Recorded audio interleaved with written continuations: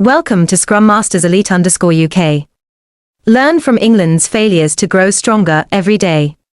Sign up now. The England national rugby team, under the leadership of Steve Borthwick, entered the tournament with fairly high expectations.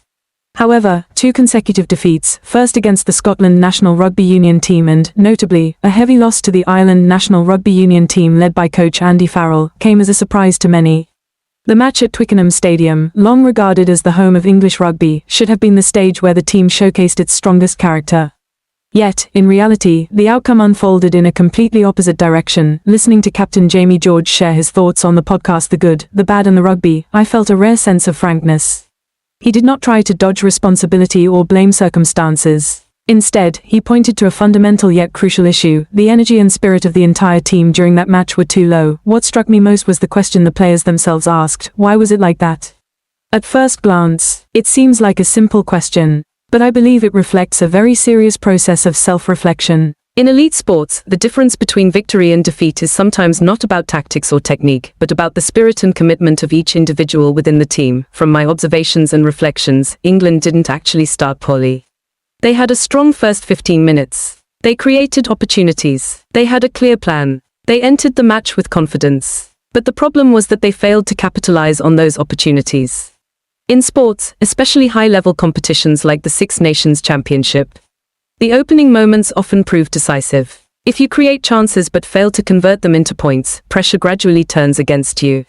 I believe that is exactly what happened to England. A few small mistakes were enough to completely change the flow of the game. Ireland took full advantage of the opportunities. When they fell behind, England began to play catch-up. And it is precisely in moments like these that a team's character and composure are truly tested. What made me think deeply was the admission that England's response in that match was not like them over the past 12 months. This shows that the players themselves were acutely aware that they had not performed at their best. I believe the same applies in life. No one is always at their peak. No team wins forever, but what matters is how we respond when things don't go as we wish. Another detail that impressed me was the team's review of the entire match video and GPS data analysis. The numbers showed that several players ran at only about 40% of their maximum speed in certain situations. Hearing that figure, I could feel the pain the players described. Because when you see such clear evidence, you can no longer make excuses. You cannot say you gave it your all. You cannot say you did everything possible. It is a very uncomfortable moment for any athlete, but I think it is precisely these uncomfortable moments that spark real change. In sports, as in life, sometimes we need a shock to wake us up, a major defeat, a blunt critique, or a truth that makes us feel ashamed. These things are unpleasant. But if we recognize them correctly, they can become a powerful motivator for growth. I strongly agree with the idea that sometimes negative reinforcement can offer great learning value. The defeat to Ireland may have been one such experience for the England team. It forced him to ask difficult questions. It forced him to review their preparation. It forced each individual to ask whether they had truly given their all. For me, this is one of the greatest values of sport. Sport is not just about winning or losing. Sport is a mirror reflecting human character. When you win, you learn confidence. When you lose, you learn humility. And when you face defeat honestly, you learn responsibility. I also believe that the players' openness provides a meaningful lesson for fans. Many fans only see the final score, but they do not witness the behind-the-scenes process of self-assessment, analysis, and correction. A professional team does not just compete on the field. They must constantly learn, from data, from video, from strategy, from competitive mindset. It is a continuous development process. And defeat, if handled properly, can become an essential part of that process. I particularly appreciate the attitude of admitting that the performance was truly awful.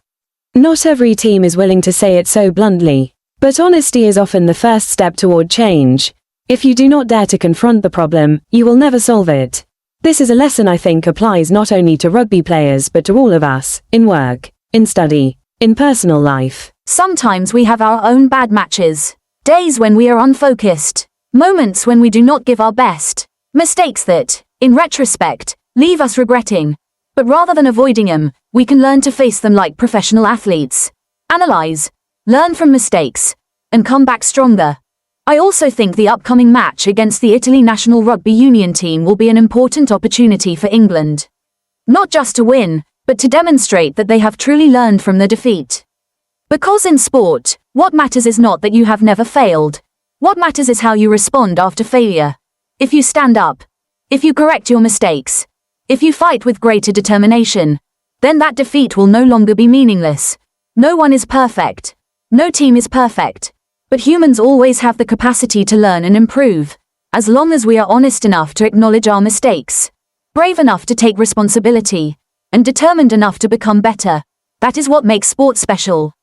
And why I personally believe the lessons from the playing field can inspire all areas of our lives. Learn from failure, rise stronger. Scrum Masters Elite _UK wishes you continuous progress.